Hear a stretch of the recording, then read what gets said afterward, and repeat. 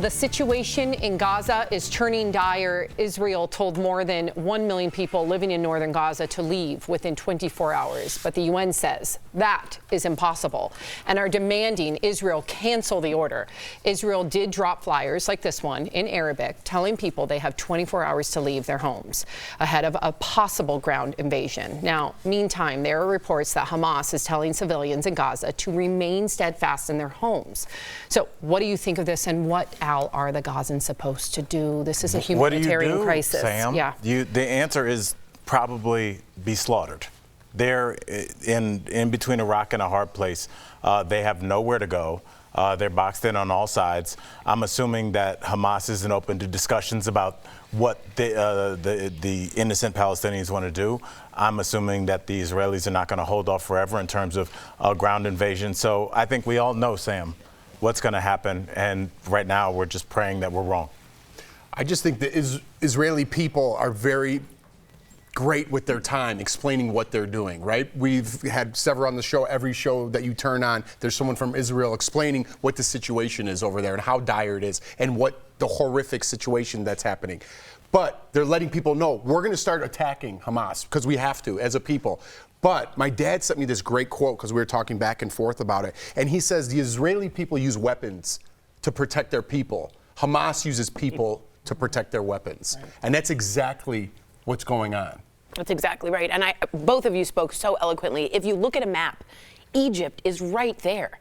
We're begging Egypt, open your borders. Let Palestinians in. By the way, half of them are children. I know. I'm Jewish. I stand with Israel. Let open the borders, because at some point the Israelis have to protect their land and the Palestinians need someplace to go. Egypt is right there. At some point, they've got to open the borders. Antony Blinken is there in Jordan, hoping it happens on that end. But other than that, Al's completely right. Wow. Well, thank you. All of you, I think, addressed it all. And all week long, if you have not been watching our show, we have been sharing people's stories and perspectives on the war.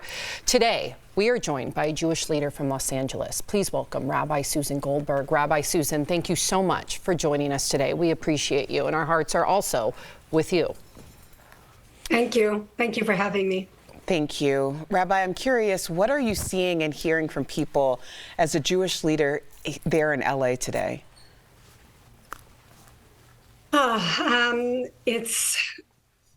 It's almost hard to put in words, which I know that you've been spending time on this show doing it all week. But it is, the Jewish community is very small worldwide.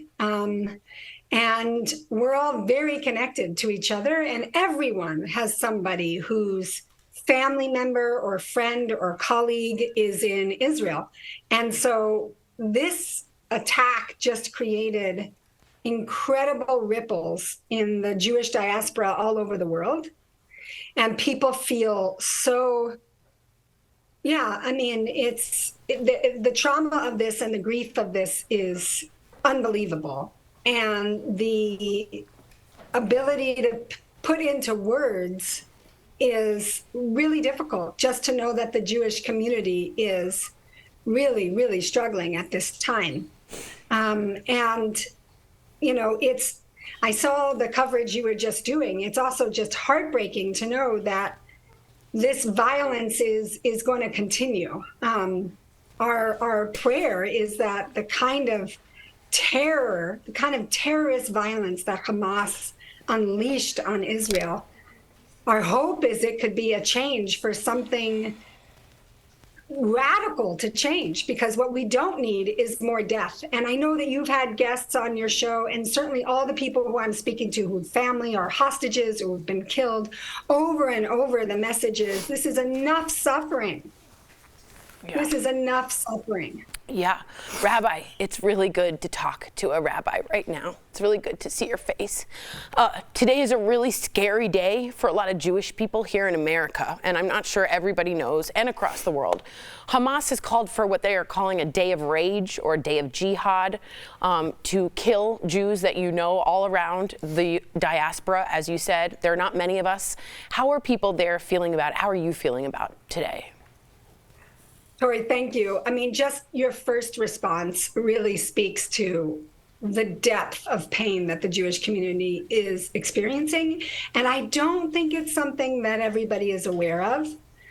I don't think it's something that folks who are outside of the community are fully aware of the great pain. Yeah. So thank you for starting in that place.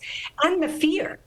There has been calls for a day in solidarity with Hamas, which is just unbelievable. But that has stirred up fear in the Jewish community. We're in a context already of rising anti-Semitism. Anti-Semitism has been around for sure, but 2016 and beyond, with the reemergence of white nationalism in the ways that it has called up a lot of anti-Semitism. We've seen violent incidents. In Southern California, we've just had a series of what's called swatting incidents, where people are calling in threats that are not really happening in order to cause terror to the community, with the police and the SWAT teams coming. And it's in that context that this fear comes. We know in Los Angeles, because we work very carefully with our security partners, that there is not a credible threat in our city. And we know that part of what this does is instill fear. Yeah. So how do we hold both the reality of the fear, but also not let it be the only story? Amen. Right now? Amen, Rabbi. So, Rabbi, some people are a little confused. Of course, showing support for Israel, as our show is, as a lot of people are, but also having compassion for the innocent Palestinians. How do you feel about that? Yeah, it's strange to me that a false binary has developed that says that you can't be compassionate for human beings. I mean, it's kind of beyond belief. And so I would really encourage anybody who's hearing a false binary to say, hey, that is very much not the case. Compassion, like love, is endless. And we have, especially, I know that you've heard, and I want to just reiterate this, from those folks who've been, I just heard last night from somebody who was hiding out in his kibbutz as people were shooting around him as Hamas was attacking his kibbutz. And his thing, again, was, we don't want more suffering. We don't want innocent children in Gaza to die. And we do want a way out for civilians because we have compassion. We need to get rid of Hamas. We need to end this kind of evil and terror. And it does not mean that we don't have compassion for the innocents all around. That is not something that our deepest tenets of our faith, of the Jewish tradition, is around this kind of love and compassion, of rachamim. And we know that's true in Islam as well. I have to say that the first people who reached out to me, I've done work around peace in the Middle East for many years, and the first people who reached out to me were my Muslim and Palestinian colleagues. Make sure that I and my family was okay. Yeah. So this false binary is not helping anyone. So if you hear it, you can just say, hey, we have compassion for everyone. Amen. Well, Rabbi, we're running out of time, but I think our viewers need it. I think we on this panel need it. Please provide us all some kind of hope and light during such a dark time. Yeah, I do hold hope right now. I mean, it is really, again, can't be overstated what a horrific time this is. So I do want to just add one piece to that, which is, if you have Jewish friends, neighbors, colleagues, please reach out to them. People are feeling alone and isolated. And just to hear you say, hey, I'm thinking of you, would be tremendous. And the hope that I'm hearing is what people on the ground have done for each other. I heard last night from a Bedouin doctor who rushed to the hospital in southern Israel to treat people. And she said everybody there was Palestinian Arabs. It was Israeli Arabs, it was Jews, it was Bedouins, doctors, nurses, everybody helping everybody. And the stories on the ground give us tremendous hope. People are taking care of each other. People are working to heal each other. Unfortunately, you know, it took a long time for the army to get to places to protect them.